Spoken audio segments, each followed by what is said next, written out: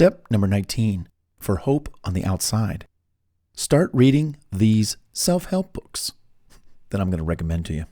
I want you to start reading self-help, nonfiction, and motivational books that help you improve your people skills, communication skills, and the like. A few books to get you started are, and I'm just going to rattle off the names and their authors. I'll try to read them slowly enough for you to like, oh yes, How to Win Friends and Influence People by Dale Carnegie. I'm just going to go through a number of books here, and some of them you might recognize. And if you do, great, hey, we're on the same page. Otherwise, if there are some that you have not heard of before, just make note. And again, I'll go slowly, and there's only about, maybe 15 books, and pick and choose. But they are in kind of an order. So let's get through them. Okay.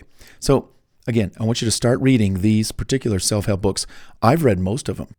And some of them I didn't read because maybe, I already do that or I already know that. But there's some in here that I read and I want you to read them. Starting with one of my favorite foundational bedrock books of all kinds. This one is awesome. It's by Dale Carnegie. Okay. Old schooler. The title is How to Win Friends and Influence People. If you read any book on this planet, read this book, How to Win Friends and Influence People by Dale Carnegie. It will teach you so much about how to win friends and influence people in a positive way. It'll be a great book to read. Another one, The 7 Habits of Highly Effective People. Powerful Lessons in Personal Change by Stephen Covey. The 7 Habits of Highly Effective People. Powerful Lessons in Personal Change. Another one, Rich Dad, Poor Dad. That's a great book. Rich Dad, Poor Dad by Robert Kiyosaki. Another one, Think and Grow Rich by Napoleon Hill. Think and Grow Rich by Napoleon Hill.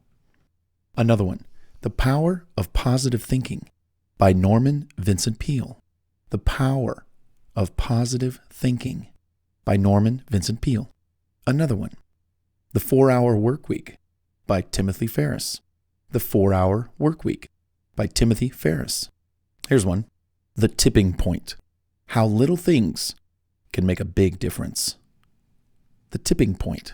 How Little Things Can Make a Big Difference by Malcolm Gladwell. Here's one. You'll probably chuckle at the title. The Subtle Art of Not Giving an F. A Counterintuitive Approach to Living a Good Life by Mark Manson. The Subtle Art of Not Giving an F.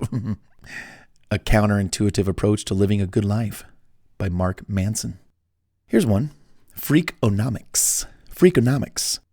Like Freakonomics.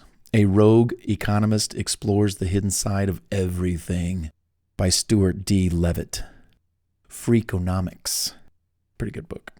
Here's another one. Influence. Influence. The Psychology of Persuasion by Robert B. Cialdini. Here's another one. The Richest Man in Babylon by George S. Clason. The Richest Man in Babylon. Here's another one. Talking to Strangers. What we should know about the people we don't know. Talking to Strangers. What we should know about the people we don't know by Malcolm Gladwell.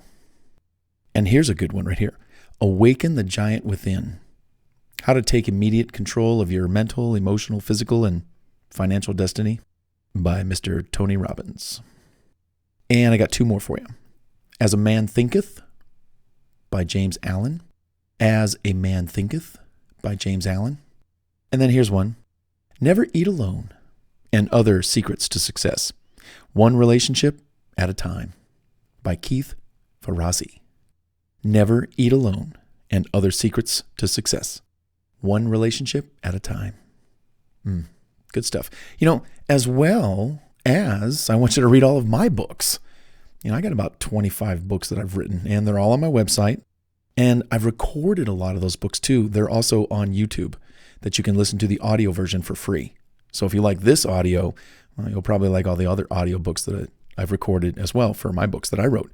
So the point is to read all or as many as you can self-help, nonfiction, personal development, motivational books that you can get your hands on and start replacing the thoughts that you've had in your head that might have been negative, or maybe they were, counterproductive. They didn't really work for you. They worked against you. So we got to dump all of that stuff in the head that's bad, and we got to replace it with new. And you do that by reading great books. All right. Well, hey, in advance, happy reading.